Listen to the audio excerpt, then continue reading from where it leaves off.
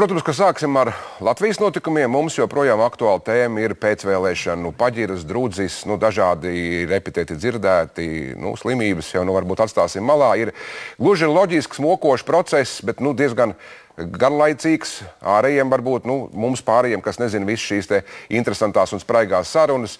Mokošs un lēns, tādu kā skrapstoņi, it kā kāds vilktu ragavas pa smiltīm. Tā top jaunā koalīcija.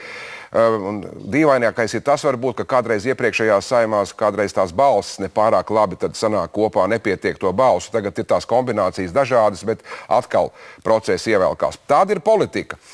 Tā vienīgā un tā varbūt svarīgākā lieta, kas, man liekas, traucē šobrīd izveidot koalīciju jau varbūt, līdz šīs nedēļas beigām, ir Saskaņas centrs, šīs vēlēšanas nomināli uzvarētāji, kas ir tāds milzīgi liels akmens Latvijas politiskajā laukā, kuram ne apkārt apiet, ne pārkāpt.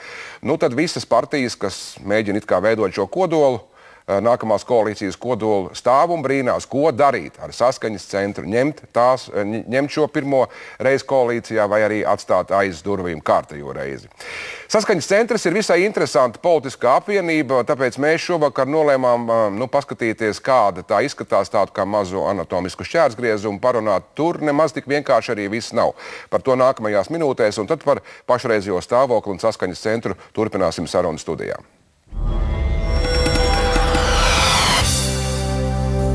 Lai gan jau gadiem ilgi Saskaņas centru dēvē par Krievu partiju, tas nav pareizi. Vispirms jau Saskaņas centrs nav partija, bet gan partija apvienība, un to šīs organizācijas līderi savu vienu zinām iemeslu dēļ visu laiku uzsver. Otrakārt, šajā apvienībā diena nav tikai Krievi. Galu galā apvienības centrālā figūra ir latvietis Jānis Urbanovičs. Un tomēr Krievu partijas apzīmējums apvienībai pielīmējies pamatīgi. Galvenokārt jau tāpēc, ka dažādi mainoties, šis spēks ir nācis no partijām, kas savulaik bija tendēts pārstāvēt Latvijas Krievu kopienu. Tās krievulodīgo partijas radās kā protesta forma, legāla protesta forma pret ļoti būtiskām sociālo-ekonomiskajām pārmaiņām, kas notiek Latvijā, un pret to latviešu dominanti, kas sākās līdz ar pilsonības likumu ieviešanu vai atjaunošanu. Tas ir etniskais fenomens, viņš turpina strādāt, diemžēl tas ir ļoti rūgti, bet viņš strādā. Tas ir tā saucamais futbola princips par saviem, ja? Slikti, jeb labi, bet par saviem. Publicists un rakstnieks Vladlens Dazorcevs bija viens no tiem, kas dibināja Tautas Saskaņas partiju, kas pēc būtības ir bāze Saskaņas centram kā apvienībai. Šodien Dazorcevs ar nožēlu secina, ka demarkācijas līnija sabiedrībā joprojām ir nacionāla. Saskaņas centra premjera kandidāts Nils Ušakovs gan nulli apgalvojis, ka trešā daļa no tiem, kas balsoja par apvienību, ir bijuši latvieši.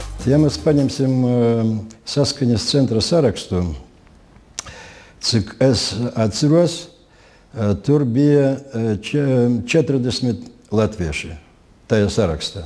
Drusku vairāk, man liekas, bet ap 40 mēs varam reiķināties ar šo ciparu. Kas palika? Palika 5, ieskaitot 2 rubikus. Tas ir Rubika dēli. Ja? Šis faktors, diemžēl, man saka, ka etniskais moments strādāja tā, kā tas bija agrāk. Patiešām ar Ušakovu teikto ir kā ar dieva esamību. Tam var tikai ticēt vai neticēt. Pārbaudīt to nav iespējams. Tā ir normāla politiskā mārketinga spēle, ka viņi mēģina pārliecināt latviešu vēlētāju, ka par viņiem balso citi latvieši. Esat arī jūs tikpat gudri vai tikpat zinoši vai kā savādāk un balsojat par mums. Bezparteiskais latvietis Ivars Zariņš ir ievēlēts 11. saimā tieši no Saskaņas saraksta. Viņš saka, ka politikā nācis ideāli vadīts un Saskaņas centrā redzējis savus domu biedrus. Ja mēs neskatīsimies kā saimnieki savā zemē, kas var pastiept viens otram roku, paspiest un teikt, tagad plec pie pleca pastrādāsim kārtīgi, viss mēs pazaudēsim šo zemi. Tā ir mana pārliecība. Tas, kas man uzreiz pārsteidza, bija tas, ka šeit visas sarunas notiekās tikai latviešu valodā, viss darba valoda arī tikai latviešu valoda. Var just, ka tas ir vairāk kā tāds mīts, ja, kad šeit, kuru ir atkal izdevīgi uzturēt politiskiem konkurentiem, lai tādā veidā īstenot šo principu skaldu un valdi. Tiesas kuluāros runā, ka Zariņš labi izprot konjunktūru un savu politisko izvēli izdarījis, jo Saskaņa viņu grasās bīdīt ekonomikas, varbūt pat satiksmes ministra amatam. Bet, ja runājam par skaldi un valdi principu, tad nav skaidrs, kāpēc pat daudzu iekšējie pretrunu plosītā vienotība gal galā ir apvienojusies, tāpat arī Nacionālais bloks, bet Saskaņa joprojām dzīvo pa vecam un ir tikai partiju apvienība. Tur ir ļoti dažādi cilvēki, un lai nepieļautu konkurences parādīšanos šai krievlodīgo vēlētāju spārnā, ir labāk turēt visus kopā zem viena ļoti izplūduša lietussarga un tādējādi nodrošināt ļoti lielu iespaidīgu pārstāvniecību Saeimā bez savstarpējās konkurences. Saeimā saskaņai vietu patiešām daudz, lai gan, ja tā parēķina, arī šoruden nekāda rekorda uzstādīti nav. Apmēram tikpat balsotāji par saskaņu bija arī pērn. Drēbi savādāk piegriez tikai tā dēvētās latviskās partijas. Bet tagad visiem ir dilēma, ko darīt ar saskaņu, ņemt to beidzot valdībā vai nē. Bailes dabiski ir zināmā mērā iracionāls. Iracionāls tā nozīmē, ka revolucionāri saskaņas centri ienākšana valdībā neko mainīt nevar.